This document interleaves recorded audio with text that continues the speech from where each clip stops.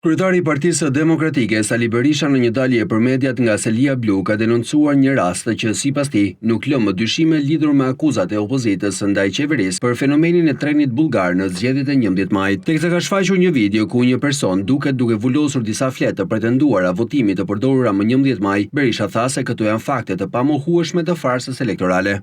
Në farsën elektorale të 11 majit u përdorën të gjitha metodat për manipulimin e zgjedhjeve, njëra prej cilëve njihet me emrin e trenit bullgar.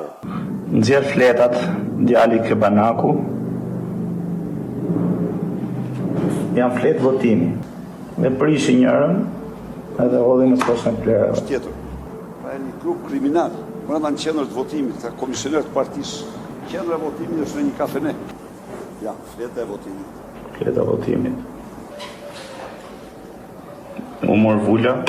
Merr vulën. Mori vulën dhe ja kupë e vulos fletën e votimit. Shkon tani merr dhe vulën tjetër. Ja është vula tjetër. Po te fleta e votimit vendos vulën tjetër për të përgatitur trenin bullgar. Shikoj çfarë do bëjmë me fletën tani. Ja kur palas fletën e votimit e futi poshtë Banaku. Komisioneri i PS si mban gjithkohën krahun dhe mbulon me veprimet që ka kryer komisionerëve të PD-s që janë këtu.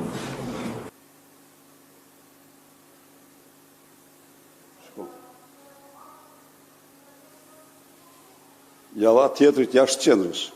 I pyetur nëse komisionerët e Partisë Demokratike nuk e kanë parë këtë rast, Berisha tha se ngjarja kërkon hetim e gjithashtu ka akuzuar Partinë Socialiste se disa ditë përpara zgjedhjeve në një qendër elektorale u vendosën topa të mëdhenj me fletë votimi dhe e njëjta qendër u vizitua nga kryeministri Edi Rama fshetas 3 ditë përpara se të vendoseshin fletët.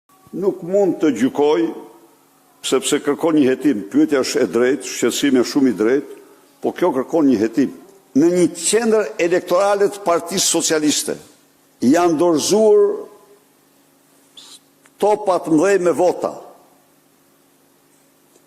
Dhe se ajo qendër, pikërisht ajo qendër, 3 ditë para këtij veprimi ishte vizituar fshehtas nga personalisht Edi Rama. Kryetari i Partisë Demokratike foli ndër të tjera dhe për vendimin e Komisionit të Ankimimeve dhe Sanksioneve për të pranuar kërkesën e opozitës dhe për të kryer rinumërim të votave për qarkun e Tiranës dhe atë të Fierit për subjektet politike dhe kandidatët. Lidhur me këtë, Berisha u shpreh se Partia Demokratike mbështet kërkesat e kandidatëve që kanë kërkuar rishikim.